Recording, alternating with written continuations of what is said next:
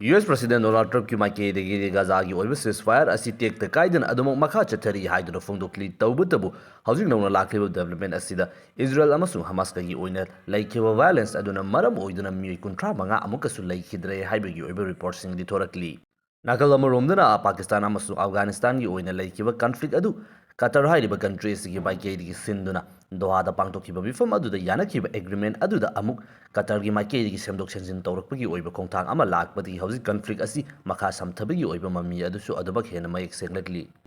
Masiyumnaba matam asida hausi Pakistan hairiba country asigi oiba film asi thoidokna phagatri maramdi Pakistan gi oina leidiba internal gi oiba crisis sing asi hausi fawba lepa naidri matam kharagi mamangda hausi Gaza gi oina lakhiba peace deal adubu yaningdaba amasung Pakistan gi oina leiriba lenga asigi maikei di US na phongdokpa wafam singda adumak hoi hoi haiduna innuna leiraba matungda US ki site ta leiki haibagi oiba wahauda yamna kana lakhiba ihu adu hausi fawba namthaba ngamdana leiri mioi kyama sokpa asibadi sang adumak hedgalakli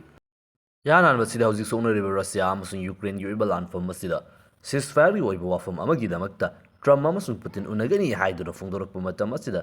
hausi sonariba lanfam asigi maru oiba lanbung oiriba Ukraine gi eastern thangba sarukta leiriba Donetsk hairiba mafam asibu Russia ki maikei gi US President Donald Trump da Ukraine na surrender tawhannabagidamakta phongdoktuna hairiba wafam adu laklaba matamda peace gi oiba wari sanase haiduna thamlakliba condition adugi matangda US President Donald Trump gi oiba yamna chawba pakum ama lakre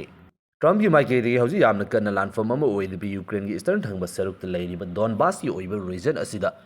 Trump ki maikei gi kaidongda Ukraine hairiba country asina makoi ki territory asi pithokhidabani haiduna surrender tawnabagidamakta wafam sing thongdokpa pressure tawba amata leite madugi mota hausi sonariba lanfam asida Russia gi maikei gi laushinduna laikraba ngamkai asina Russia gi adumak oihanba aduga Ukraine gi maikei gi hausi food defend tawduna leiba ngamliba makoi gi control tawduna leiriba area asina makoi gi adumak oijaduna Donbass gi oiba region asi divided oina amaga khaidoknaduna leiyu haibigi oiba wafam amaka khongdorakre Trump ki maikei gi phongdorakliba wafam asi Russian President Vladimir Putin ga sanakhiba wari aduda thamlakhiba condition adugi pora tayonabani maramdi Putin gi maikei gi phongdokliba wafam asi eastern thangba sarukta leiriba Donbass ki oiba region asi mapung fana Russia da surrender tawhallu madugi damakta madu phangba taragadi lanfam asi losinba khakta natana southern thangba sarukta leiriba Zaporizhia Kherson singba mafam sing asi fawba pithoke haibigi oiba wafam sing asi phongdoklibani Matang asida Putin gi maikei gi Donbass ki oiba region asi aduki matik yamna pamle masigi damakta lan loisinba amasung atopa ngamkhaising asi fawba makoina laushinduna leiraba Ukraine gi southern thangba region si fawba pithoke haibigi oiba condition thamlakliba asida Trump ki maikei gi phongdokliba asina Ukraine hairiba country asida surrender tawnabagi damakta Putin na phongdokpa taragasu Trump na hairiba wafam adu Ukraine tamna phongdokhide haiba wafam asini madugi muhutta haujuk leiriba fibam asida adumak leijau haibigi oiba wafamni Pangthokadoriba peace ki oiba mifam asi fawba yaudringai mamangda Trump ki maikei gi phongdorakliba wafam asida Russia gi condition adugi wangmada chatkrabanina makatana peace ki oiba mifam asi famkigadra natragana phambagi kanakhigadra haiba wang adusu adumak thoraktaba natte Trump ki maikei gi hairiba wafam adu phongdorakraba matungda hausi USA ki maikei gi psychological warfare amaga mukchatharakli madudi Tomahawk missile pibinabagi damakta Vladimir Zelensky na US tamna lakiba adu hausi phangdaduna hankiba aduda piraroi haina phongdoklamba wafam aduda US ki Vice President oiriba JD Vance ki maikei gi thoraklaba matungda hausi Tomahawk missile asi Ukraine da pigini piroi haibasi chapchana leptri Trump ki maikei gi hausi yamna kanna khanari athuba matamda masigi oiba pakhum asi pirakpa yagani Tomahawk missile asi Ukraine da pibasu yai pidabasu yai haibagi oiba wafam asi phongdoktura Russia da kariguma makoina lanfam asi losindragadi Trump na pit thamlakliba condition asida yarindaba taragadi Tomahawk missile pisingani haibagi oiba warning adusu adumak tawribani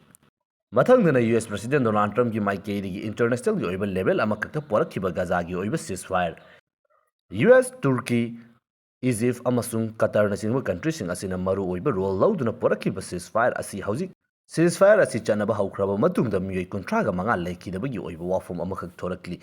madudi Hamas hairiba organization asigi maikei gi southern thangba sarukta leiriba Rafah gi oiba region asida duty tawduna leiba Israel gi oiba lanmisingda rocket propeller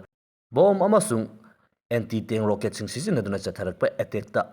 Israel gi oiba lanmi ani sire haiduna Israeli official singi maikei gi phongdorakli masigi pakhum oina Israel gi maikei gi chathaba airstrike ni haiduna chathakiba airstrike aduda aduki matik yamba mafam singda maru oina Mi khunda laita aduna leibe yumlak amasung school na singba mafam kaya amanin yaubuna maram oiduna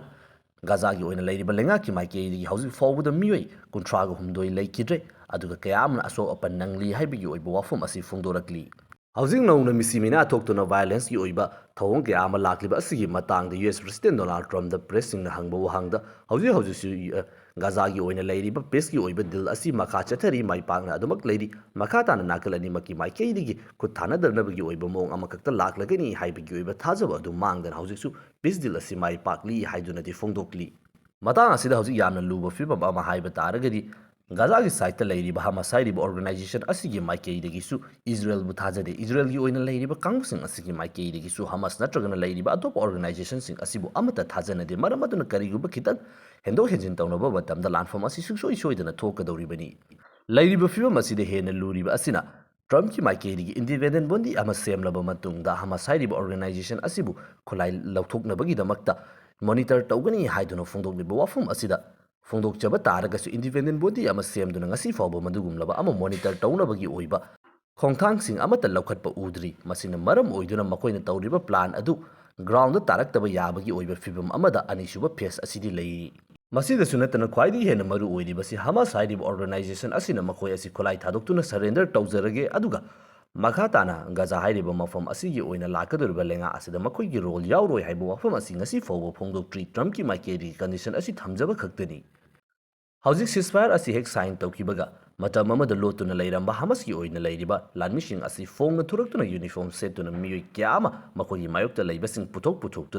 miyam hangda paktakna hatpagi oiba thawongsing su hauzik lepa leitena chatharaklibani masigumlaba thawdosing asi lakba matamda Israel gi site leiriba kangbusingi maikeirigi misam amasung maruoina coalition government asida Benjamin Netanyahu gi lengak support tawriba kangbusin asigi maikeiri hauzik Gaza hairiba mafam asida Israel gi maikeirigi lanfam asi loishindana thadok lamba asina Hamas hairiba organization si nahunana makogi oiba strength adu semga sagatpa khusu khulaising asi sem saba hawgalakliba asina Gaza manungda khakta nattana Hauzik leiriba ceasefire asi thugaiduna Israel hairiba country asigi matakta naunana amuk attack chatharaknabagi damakta sem sabagi oiba matam adu piribra haibagi oibi yamna chawba thajanadaba akiba adu adumak pokli hauzik nakal ani maki maikeidigi thokriba thawdo adudasu Hamas ki maikeidigi fongdo Israel na semjin sajenba wafum kya ama puthoktuna ceasefire violate torokpani hairi Israel gi maikeidigi sumakogi oiba lanmi ani shiri Hamas ki maikeidigi ceasefire asi thugaire haibagi oiba wafum asi fongdokli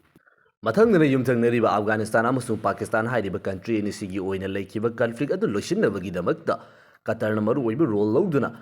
pangtokhiba peace deal gi oiba agreement adu da yamna chawba crack amakak lakpa uri madudi hairiba mifam aduda yanakhiba nakal ani maki maikeiri yanakhiba wafamsing adu gi manungda country ni sigi maikeiri hauzik leiriba ngamkhai asibu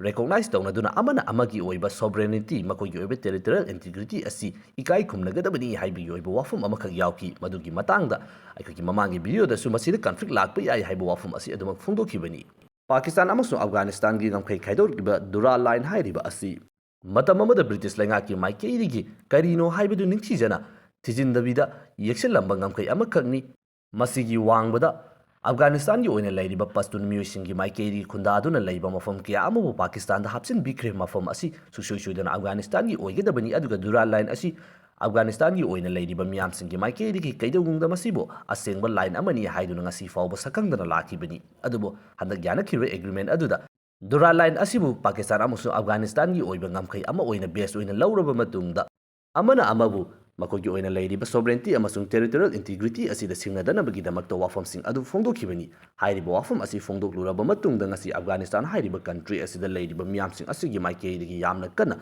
hauzik leiriba Taliban lenga asina dura line asibu asengba ngamkhai amani haiduna yathoklurabra haibagi oibi yamna chawba wahang ama hangnarakpa yamna pendaba kholaw kya ama laknarakpadagi hauzik Qatar hairiba mediate tawriba country ani sigi lanfam loishiliba country asigi maikeidigi puthokhiba agreement aduda territory gi oiba wafam asida dura line asi lauthokraba matungda Qatar gi oina leiba lenga adugi maikeidigi agreement adubu sindokre masina maram oidun hauzi territory gi oiba wafam asida karamba maongda thamnibaro haibasi khangdaba mong amakakta chamamnaba oina adumak thamni Nakalni maki maikeigi terrorist haugattaba trade hanjinhanba misam prajasing chatok jasin tawbada athingba pidaba haiba wafam kiyasing asin nintijana fajana adumak inaba taragasu ngamkai asibu amuk mayek singhawdaba taragidi ngamkai gi oiba wahawda nakal ani maki maikeigi lanfam asi soidana hauraknabagi oiba yamna chawba maram ama oirakpana pangthokhiba peace gi oiba submit ꯑꯗꯨꯗ sign ꯇꯧꯅꯈ꯭ꯔꯤꯕ agreement ꯑꯗꯨ ꯃꯊꯧ ꯇꯧꯕ ꯌꯥꯗꯕꯒꯤ ꯐꯤꯚꯝ ꯑꯃꯗ ꯂꯥꯛꯀꯗꯧꯔꯕ꯭ꯔꯥ ꯍꯥꯏꯕꯒꯤ ꯑꯣꯏꯕ ꯋꯥꯍꯪ ꯑꯁꯤꯅꯤ꯫